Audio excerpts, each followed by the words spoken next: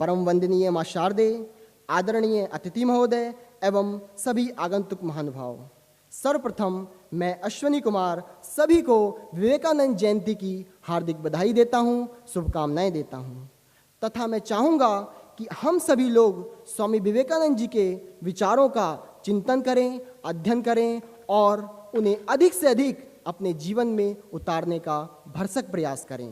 तभी हमारा यह विवेकानंद यूथ लीडरशिप कन्वेंशन मनाना सार्थक होगा। Vivekanand Youth Leadership Convention brings eminent personalities who, with their extraordinary attitude, achieve their goals. We must learn from them. Merely praising is not enough. We have to imbibe the best qualities in ourselves. Such iconic figures are among us, and we are extremely privileged to have our three outstanding leaders with us. Ms. Arunima Sinha, the first female amputee to have climbed Mount Everest. Remarkable accomplishment. I think exemplifying courage, strength, and determination. The values that Swami Vivekananda strongly called upon. Ms. Bhakti Sharma, the youngest female in the world to have conquered 7 seas, including 4 oceans, and signifies that where the willpower is strong enough, then no any difficulty can stop you. Mr. Pramod Kumar, who although had pursued his academics interest in mechanical engineering from IIT Madras, but eventually followed his natural inclination toward Indian culture and heritage. On the behalf of Indian Institute of Technology, Kanpur, I heartily welcome our esteemed guest in the today's evening. And now I invite one of the volunteers from the Swami Vivekananda Samiti to welcome our esteemed guests by giving them bouquets.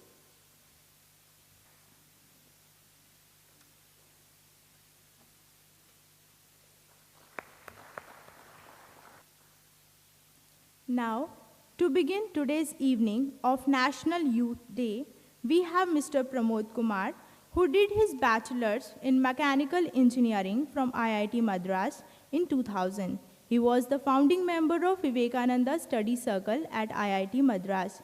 He was employed as a system engineer in Tata Consultancy Services, Hyderabad, before he left the software industry behind to pursue his interests in Indian culture and spirituality. He worked as a national coordinator of International Forum for India's Heritage. Then, in 2003, he joined Amrita School of Engineering. He is also the convener of Human Excellence Program at Bharatiya Vidya Bhavan, Coimbatore. He was the recipient of Yuva Shakti Youth Achievers Award 2005 for his commitment and contribution in spreading awareness of India's rich cultural heritage. His articles and reviews are published regularly in the magazines like the Vedanta Kesari and the Yuva Bharati. This week itself, he has released a book on Swami Vivekananda, the model for the modern youth. This book will be available in the Vivekananda Samiti's library. So I would like to invite Mr. Pramod Kumar to share his thoughts about Swami Vivekananda, the icon of youth and self-confidence. Dear friends of the Vivekananda Samiti, faculty members and students of this reputed institution, IIT Kanpur, Namaste, and a very good evening to all of you. Today is a historic day. It is the 12th of January, the National Youth Day, Swami Vivekananda's birthday. In 1984, the then Prime Minister, Rajiv Gandhi, thought it fit to declare the birthday of Swami Vivekananda as the National Youth Day. Today also marks the culmination of the year-long 150th Jayanti celebrations which started last year. So I feel blessed, I feel happy to be spending this day with the Vivekananda Samiti at IIT Kanpur. I'm also keenly aware that I'm in the presence of some extraordinary achievers who are here with us today. And I feel humbled in their presence. I cannot claim such achievements for myself. But I believe that I'm here because in the last 10 years, I've been trying to communicate some ideas derived from the life and teachings of Swami Vivekananda. And that is what I will try to do today with you. I have developed an ability to communicate some of these ideas thanks to the grace of Swami Vivekananda. And I hope that these ideas will prove beneficial at least for some of you. Today, I feel that what the youth of India require more than anything else is a 3-point agenda, a 3-point program, what I call as MIG, motivation, inspiration, and guidance. I think if these 3 are given to the youth of India today, I believe that they will become MiG fighters.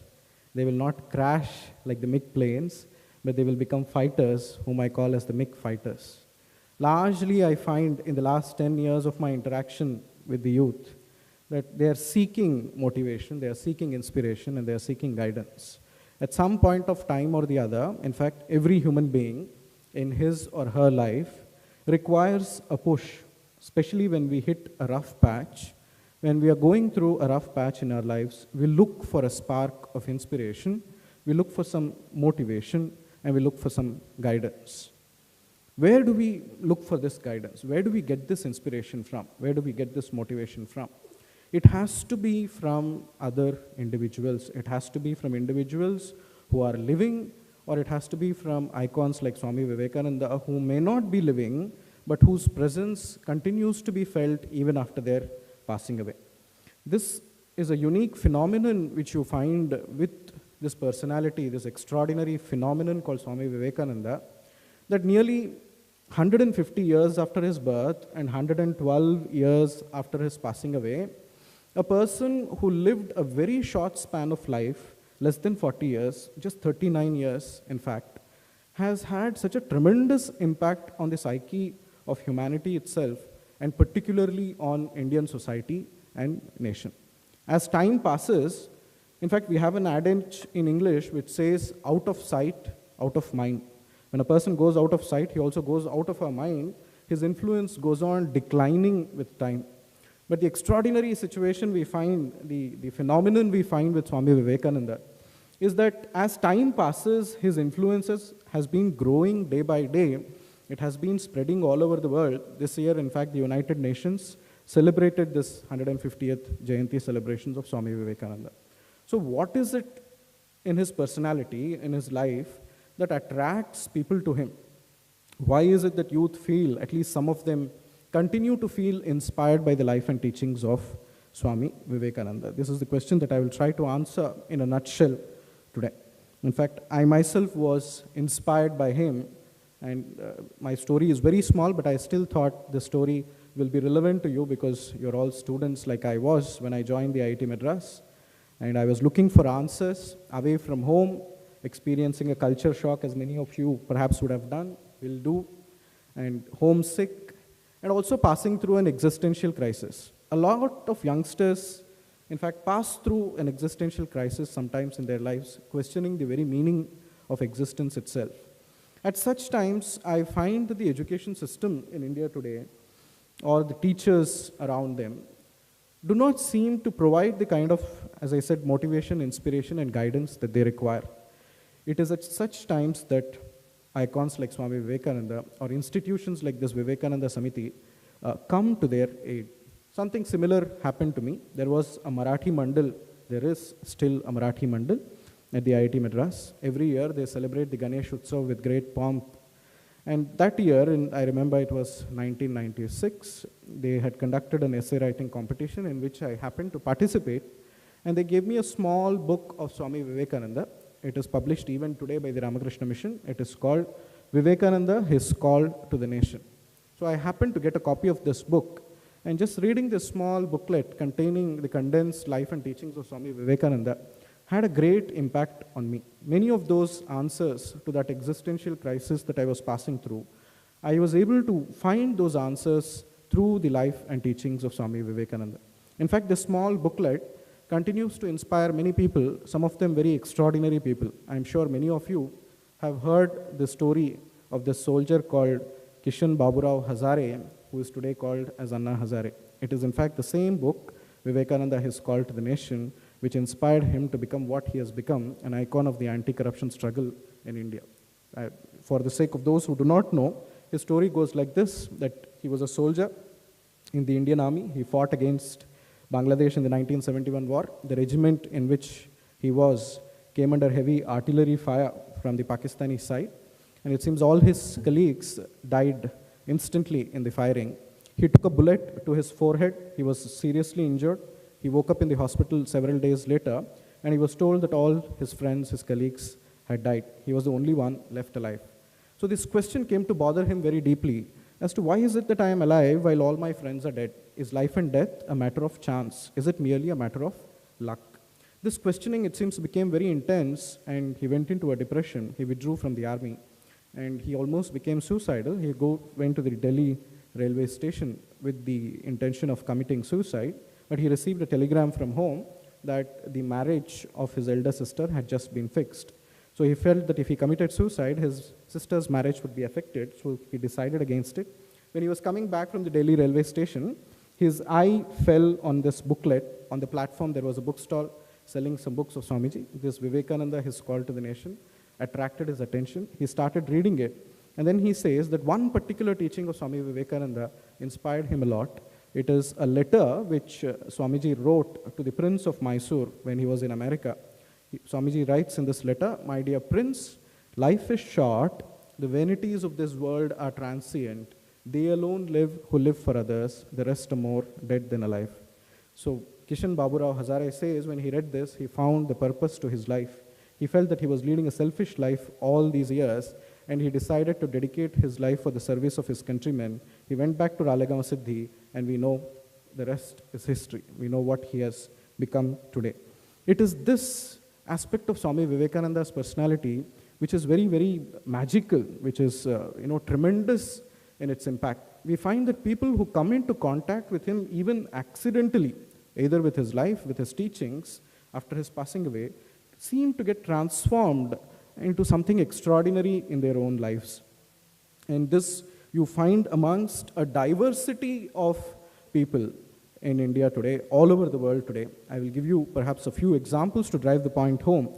Such chance encounters with Vivekananda transform people into extraordinary leaders.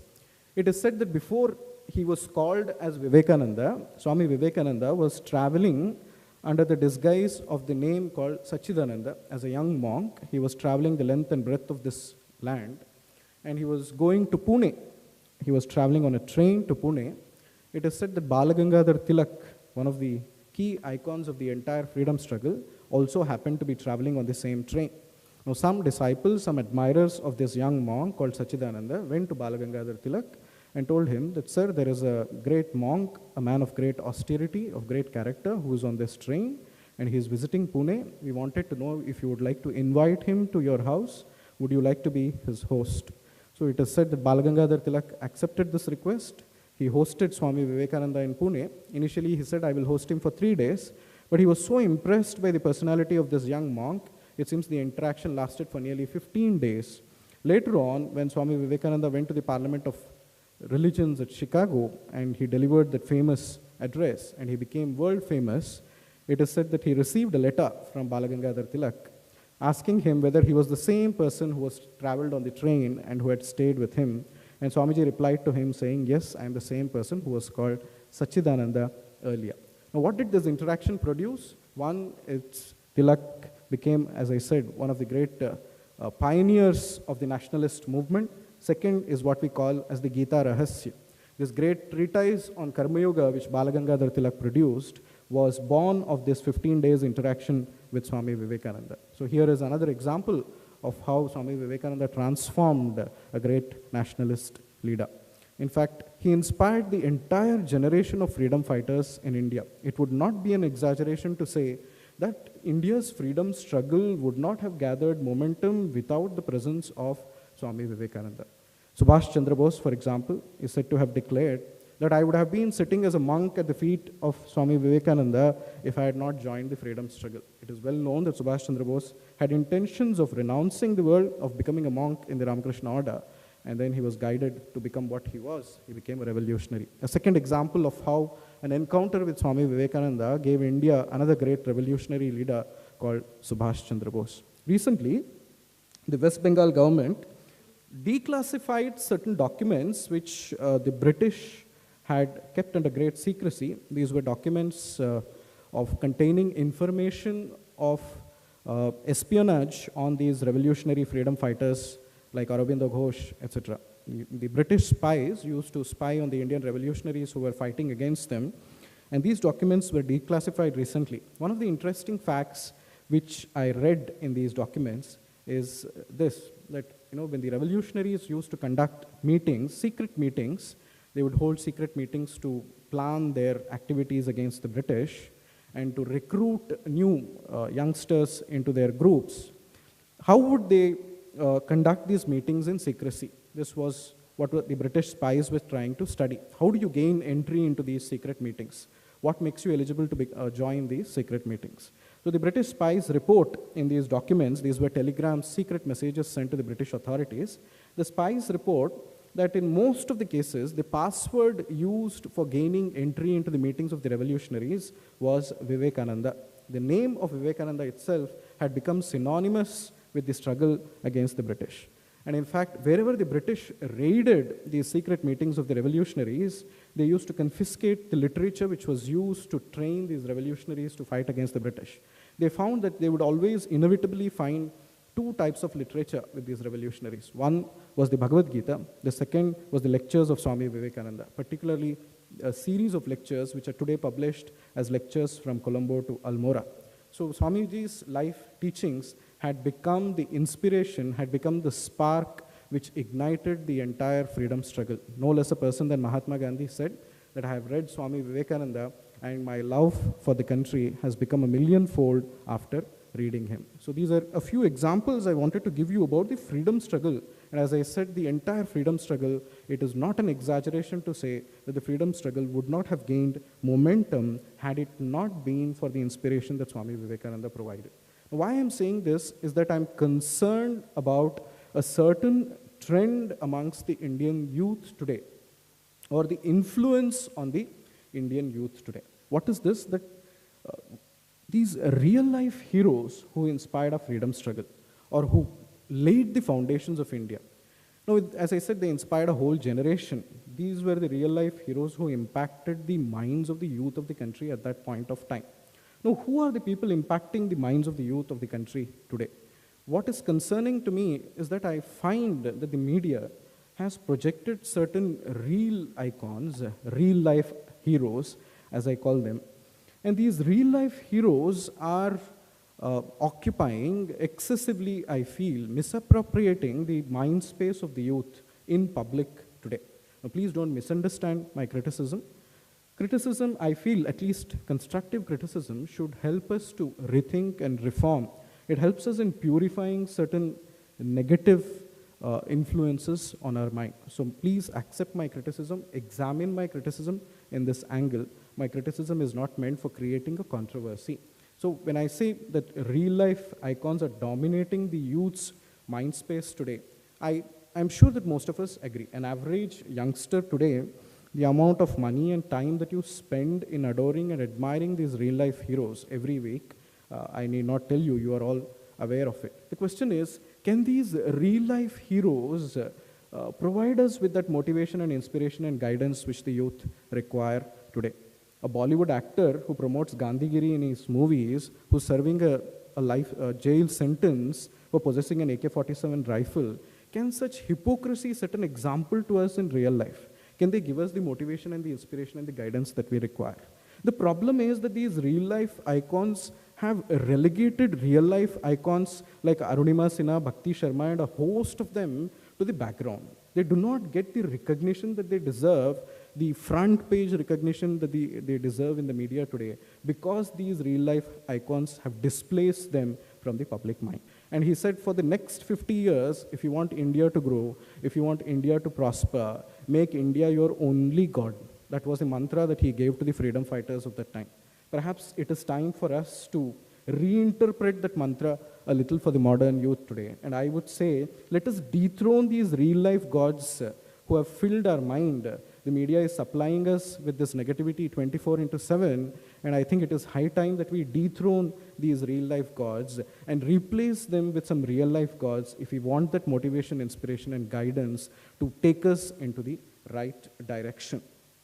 Without going too much into this negativity, let me present before you the real-life hero that we are discussing today, called Swami Vivekananda. I was talking of hypocrisy. You look at the tremendous integrity in the lives of these great leaders. This is what attracts people to them. This is what makes them respectable. There is this beautiful, trivial incident, but a very touching incident in the life of the guru of Swami Vivekananda called Ramakrishna Paramahamsa. It is said that one day, a mother came to him, a lady came to him with her small child and said, "Sir, my child is very fond of sweets. He is in fact addicted to sweets. And even if I tell him, even if I ask him to give up sweets, he does not listen to me. He is very rebellious. So I have brought him to you with the hope that if you ask him to stop eating sweets, he will, listen to you because you are a respected saint." So it seems Paramahamsa replied. He said, "Is that so? I shall do it, but not today. You please bring him back to me 2 weeks later." And the lady was, it seems, very puzzled as to why he was asking her to come back 2 weeks later, but she obeyed his command, came back 2 weeks later to him, and Ramakrishna Paramahamsa did what she requested. He blessed the child and said, "Stop eating sweets because this is not good for your health." Now the lady asked him, "Sir, why didn't you do this earlier, 2 weeks ago? Why is it that you asked me to come 2 weeks later?" He said, "Madam, I myself am fond of this Bengali sweet called sandesh. Every day when I have dinner, I eat this piece of sweet called sandesh. So when I am eating sweets, how can I ask the child to stop eating sweets? This is why I asked you to come 2 weeks later. I have stopped eating sweets now, and I have the authority to tell him to stop eating sweets." This is real life integrity, my dear friends, absolute integrity even in the most smallest details of our life. It is people who maintain this integrity in their lives who can call themselves leaders, who have the ability to inspire the youth, who have the ability to inspire a whole generation. Real life heroes with hypocrisy cannot inspire us. What inspires us in Swami Vivekananda, what draws youth to him, is his tremendous courage. I call it as a death-defying courage. It is literally death-defying. In fact, if you look at incidents from his life, you will find this tremendous courage in him which attracts us to him. He was a young person like us. He was full of energy. He was full of courage. In fact, this is what defines youth. It is our risk-taking ability which defines youth. And Swami Vivekananda displayed this risk-taking ability to the extreme, to the most extraordinary level. I'll tell you 2 incidents I'd like to share from his life which demonstrate this extraordinary courage of Swami Vivekananda. One is an incident in the early life when he had become a disciple of Ramakrishna Paramahamsa. This was before he went to the World Parliament of Religions. He was traveling as a parivrajaka, as a sannyasin on foot. He traveled the length and breadth of this land on foot. And it seems at one point of time, he became a little dejected. He was searching for a mission for his life.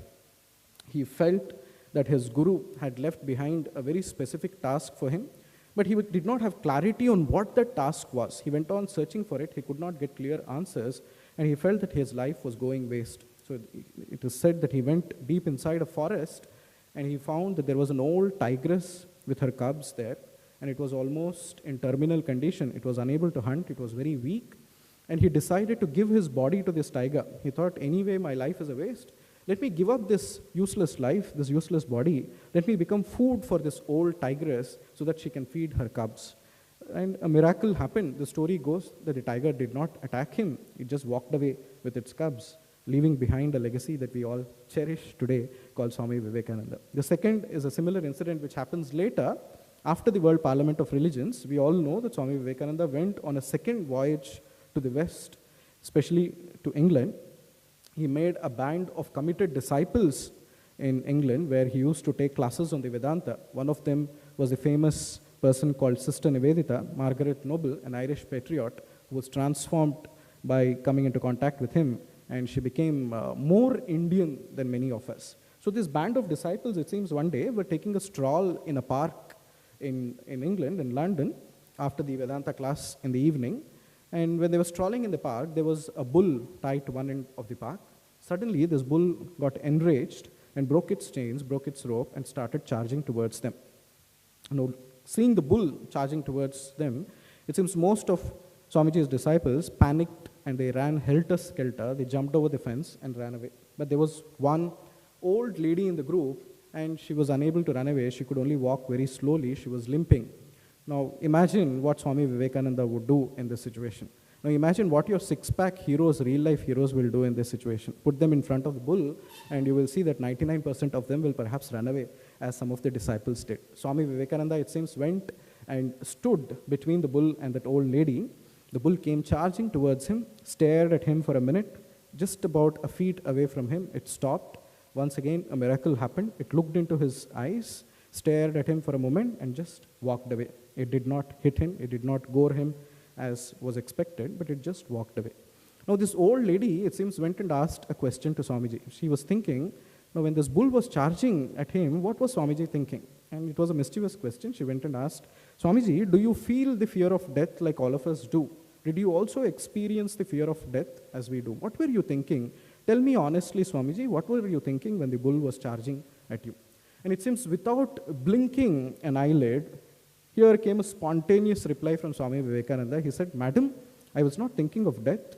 I was trying to calculate the speed of the bull so that I would know that when it would hit me, to what distance I would be thrown off. So this was what was going on in Swami Vivekananda's mind. Here is a real-life hero, my dear friends, as I said, with a courage that could defy death itself. He was absolutely not afraid of death. It is such heroes who can provide us with great inspiration. Second quality which I find greatly appealing, inspiring in Swami Vivekananda, and perhaps every young person will also connect with me when I say this, was his great sense of scientific inquiry and temper. He would always test every idea that came to him thoroughly before he would accept it. And this is what he taught his disciples also, that whatever I have taught you, don't accept it blindly. You have the freedom to examine it, cross-examine it, test it thoroughly before you accept it. It is this logical approach, very scientific approach, which I find very appealing in the personality of Swami Vivekananda. And we know that he tested his own guru, no other than this great saint called Ramakrishna Paramahamsa, exhaustively and extensively before he accepted him as his guru, before he became the disciple of Ramakrishna Paramahamsa. So there is this incident again that Ramakrishna Paramahamsa had taken a vow not to touch money. He considered money to be equal to mud. He had, in fact, taken a vow symbolically by going to the Ganga. He held a rupee in one hand and he held a clod of earth, clay, in the other hand, and said, both are equal to me from this day, and I shall never touch money again. Now, Swami Vivekananda really wanted to test him and see if he would, practice this vow literally. And it seems when Ramakrishna Paramahamsa went to the temple of Kali at Dakshineshwar to worship, what he did was he took a rupee coin and put it under his pillow without his knowledge to see what would happen. And it seems at night, when Ramakrishna Paramahamsa returned to his room, he slept on the cot. He felt a burning sensation in his body. He jumped up and he said, there is something wrong in the cot. And then Swamiji Vivekananda was watching all this quietly. His disciples searched through the entire cot and found this rupee coin and threw it away. And only then Ramakrishna Paramahamsa was able to sleep peacefully after that rupee coin was thrown away. So again, this great integrity in his guru and this ability to test his own master, this courage, this freedom of thought to test his own teacher even to the hilt exhaustively before he accepted Ramakrishna Paramahamsa as his guru. I think this is what youngsters want to do in their lives also. They want to be given the freedom to test every idea that is given to them. They do not accept anything easily. Youngsters are rebellious. And this is why Vivekananda appeals to them, because he wants us to be rebellious. He does not ask us to accept anything blindly. The third quality I find inspiring in him is his great compassion, is his empathy, extraordinary compassion and empathy. There is this amazing incident again from his life that in his last days, when he was not in very good health, he was one day sleeping at Belur in his room in Calcutta. Somewhere around midnight, around 2 o'clock, 3 o'clock, he suddenly woke up and there was an attender who was looking after him, a disciple who was positioned to look after him because he was not in good health. He called this disciple, he called this attender and said, I have a wrenching pain in my heart. I feel as though my heart is being wrung like a wet towel. Something has happened somewhere, I do not know what. I feel that a great number of people are suffering somewhere. And after some time, it seems the pain subsided and he fell asleep again. Next day morning, the news came to them that there was a massive earthquake somewhere far away, 2,000 miles away perhaps, in the islands of the Pacific, and many thousands of people had died in that earthquake. Swamiji could literally feel the pain of people who were suffering, miles away. That was the kind of extraordinary compassion which he could feel. It is this quality in him which appeals to me. Now look at our leaders today, people who say कि ठंड से कोई नहीं मरता है, लोग मरते हैं तो बंगलों में भी मरते हैं, यहाँ पे भी मरते हैं, वहाँ पे भी मरते हैं. The level of compassion that our leaders are displaying today is equally extraordinary. So as I said, these real life heroes have to be dethroned today. We need heroes of extraordinary compassion and empathy like Swami Vivekananda, and it is this empathy that he wanted us to cultivate. There is yet another incident like this, that one day a great scholar, a Sanskrit scholar, came to him to discuss certain matters of philosophy. It was a time when a large portion of North India, particularly Bengal, was going through famine, severe famine. People were dying of lack of food. And Swamiji was busy, Vivekananda was busy organizing relief missions in supplying food and medicines to the afflicted. So it seems instead of discussing these points of Vedanta, the discussion went on for nearly 3 hours on how to organize these relief missions. Now at the end of this discussion, it seems the scholar, the Panditji, became a little disappointed, and he said, I came all the way hoping that I could discuss philosophy, Vedanta with you, and all we could discuss was mundane matters of the world. And to this, it seems Swamiji replied seriously. He said, sir, as long as even a dog in this country is hungry, I will not discuss Vedanta. And my first duty becomes to feed every man in this country to the last dog. This is my Vedanta. This is my practical Vedanta. It is only after this that I shall discuss philosophy with you. It is this extraordinary compassion of Swami Vivekananda, my dear friends, which appeals to me, and I feel this is what appeals to people all over the world. And as I said, even today, millions of youngsters, people like Anna Hazare, continue to be inspired by him. The other day, I was reading the story of a young man from Calcutta called Babar Ali from West Bengal. You must have heard about him. He was interviewed recently on CNN IBN, and he's entered the Guinness Book of World Records today as the world's youngest principal. He is 19 years old today. At the age of 12, he became a principal of a small village school in a village in West Bengal. So when CNN IBN was interviewing him, they asked him, what made you do this? At the age of 12, what inspired you to go and start a school, an evening school, and become its principal? And this was the reply. Babar Ali says, I read Swami Vivekananda, and I read this line where he says, they alone live who live for others, and this is what inspired me to start this evening school. So as I said, people from various walks of life, from different religions, from different faiths, from different backgrounds, come into contact with Swami Vivekananda, and something happens. The spark awakens, and they're completely transformed. So here is Babar Ali in the field of education. Let me take you back to another field. You've heard about this famous institution called the Indian Institute of Science in Bangalore. I don't know how many of you are aware that this institution was started again with the inspiration of Swami Vivekananda. A chance encounter between Jamshedji Tata and Swami Vivekananda led to the founding of the Indian Institute of Science. It is said that on his second voyage to the West, on the ship, Swami Vivekananda happened to meet Jamshedji Tata on the ship. And he asked him, sir, where are you going and why are you going to the America? And Jamshedji said, I want to learn the techniques of the iron and steel industry. I want to start a plant for manufacturing steel in India.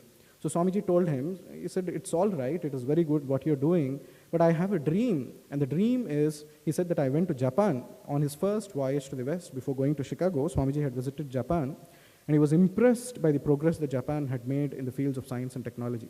And he always dreamt that India should have such institutes where scientific research could be done at a level on par with all other institutes of science all over the world. So he told Jamshedji that this is my dream, that when you go back to India, please consider doing this, set up an institute of scientific research which will be on par with all other institutes in the world. And it is said that Jamshedji came back, he started this Institute of Scientific Research in Bangalore called the Indian Institute of Science. Then he sent a letter to Swami Vivekananda asking him to become the Vice Chancellor, the first Vice Chancellor of the Indian Institute of Science. And Swamiji declined, of course, saying that I have other urgent matters to look into. He was setting up the institution called the Ramakrishna Mission, and he said that I am not fit to be the Vice Chancellor of this Indian Institute of Science. He was humble enough to decline that offer. So people from various walks of life, my dear friends, find inspiration even today, to this day, from the life of Swami Vivekananda. And yet another quality, the final quality that I would like to present in front of you, is his great leadership. He was a great leader, but he was a very different kind of a leader, in the sense that we find that many leaders that we encounter today, particularly the real life leaders that I was talking about, always say that everybody should follow me. But Swami Vivekananda never asked us to follow him. In fact, what he wanted was that all of us should become Vivekanandas. In fact, that was his prediction.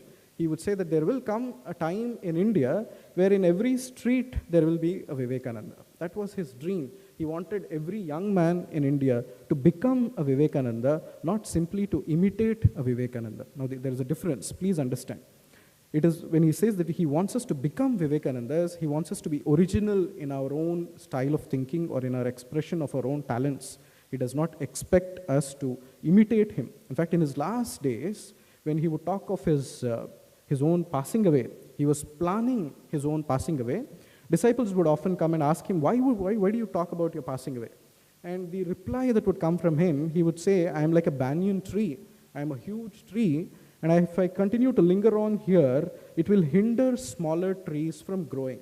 And therefore, it is good for this banyan tree to grow so that there is a chance for the smaller trees, smaller plants to grow.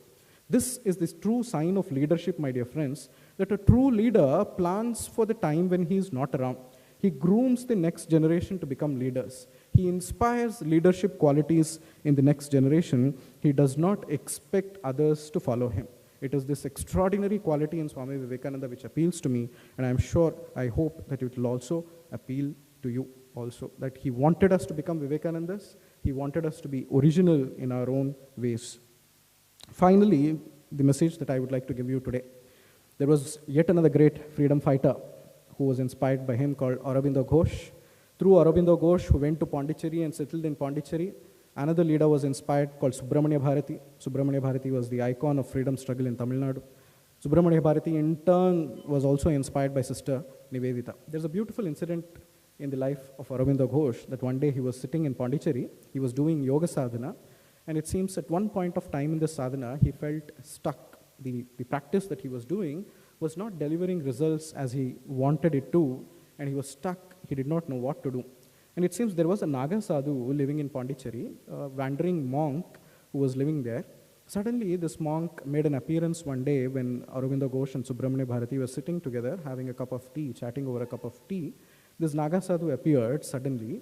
He was a reclusive sadhu, would not give appearances easily, but suddenly he appeared, and he overturned this cup of tea that Sri Aurobindo had kept on the table, poured the entire tea out, put it upside down, and went away.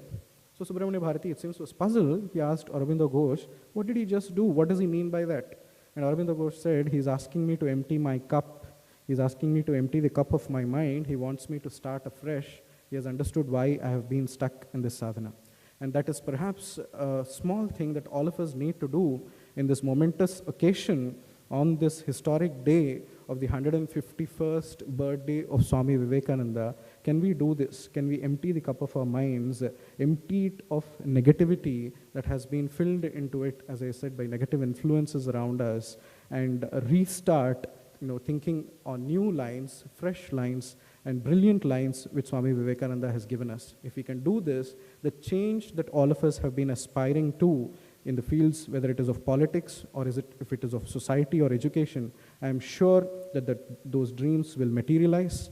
Swami Vivekananda said that his life and his teachings will continue to be relevant for the next 1,500 years, and there is a lot of work in front of us to do. I feel that all of us should take a resolution on this historic day and start thinking to become Vivekanandas. Thank you for giving me this opportunity.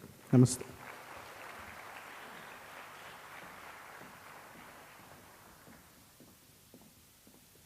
बहुत बहुत धन्यवाद sir. आशा है कि हम सभी आपके विचारों से अवश्य ही प्रेरणा लेंगे और अपने जीवन में अधिक से अधिक उतारने का उन्हें प्रयास